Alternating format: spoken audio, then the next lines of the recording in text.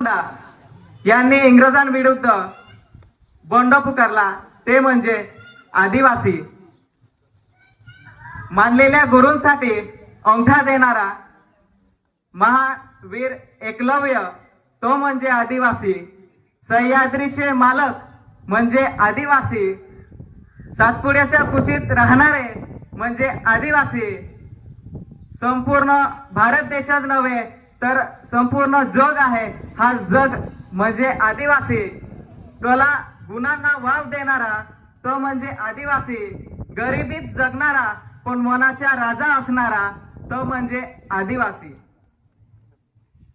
बघा विद्यार्थी मित्रांनो, ज्या वेळेस पृथ्वीवरील खगोलीय घटकांमुळे डायनोसॉर सारखे अजस्र जीव खगोलीय घटकांमुळे नामशेष झाले, त्यावेळेस आफ्रिका खंडामध्ये मानव प्राण्याची उत्क्रांती झाली असे विज्ञान मानते.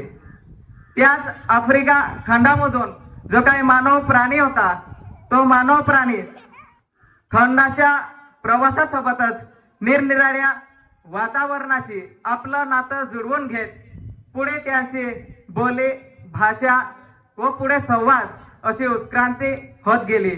इथून आपल्या आदिवासी समाजाची खऱ्या अर्थानं सुरुवात झाली.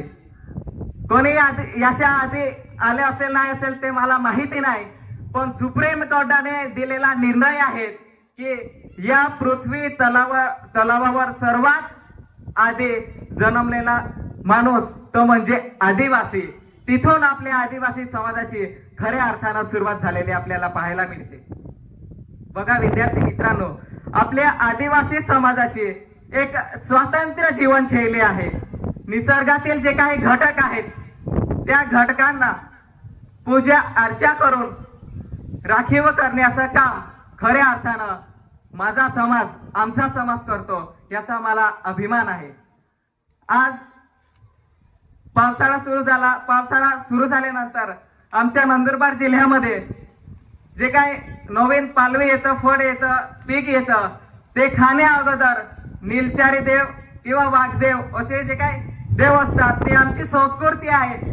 ते करूनच जे काही पालवी येतात, जे काही फळं येतात ते खायला आम्ही सुरुवात करतो आणि ज्या वेळेस पावसाळा संपवतो त्यावेळेस आम्ही आमची संस्कृतीप्रमाणे आमचं जे काही आहे रूढी परंपरा ते आम्ही निभावत असतो.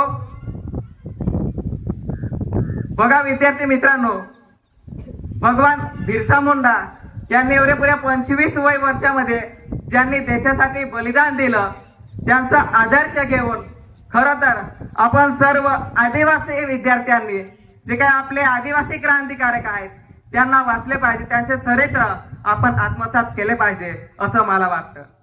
बघा विद्यार्थी मित्रांनो, अवघ्या 25 वय वर्षामध्ये ज्या भगवान बिरसा मुंडांनी इंग्रजांना हादरून दिलं तर आपण काय चीज आहे, आपण पण हादरू शकतो.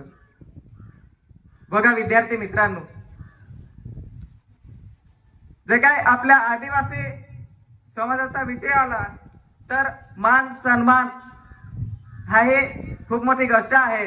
वास्तविकता आहे की जे काही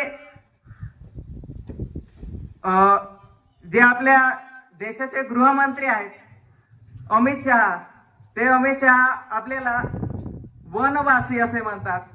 पण या मागचा इतिहास मी आपल्याला सांगतो की आपला आदिवासी या शब्दाचा अर्थ काय होत असतो, आधीपासून आदिम कालखंडापासून वास करून राहणारा वास्तव समाज म्हणजे आदिवासी असा याचा अर्थ होत असतो. म्हणजे आधीपासून हे तुम्हाला याच्या मागचा इतिहास आधी सांगितलं.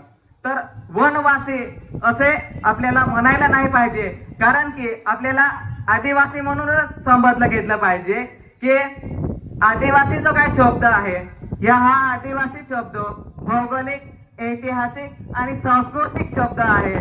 तर वनवासी हा शब्द फक्त आणि फक्त भौगोलिक आहे, म्हणून वनवासी हा शब्द उच्चल असून खडसाळपणा आहे.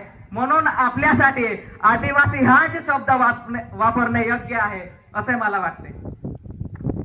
बघा विद्यार्थी मित्रांनो, ज्या वेळेस आपला भारत देश इंग्रजांच्या गुलामगिरीत जीवन जगत होता त्यावेळेस आपले जे काही आदिवासी क्रांतिकारक होते, भगवान बिरसा मुंडा असतील, तंट्या मामा असतील, खाजा नाईक असतील, उमाजी नाईक असतील, तिलका मांझी असतील, असे असंख्य आपले आदिवासी क्रांतिकारक आहेत की त्यांनी आपल्या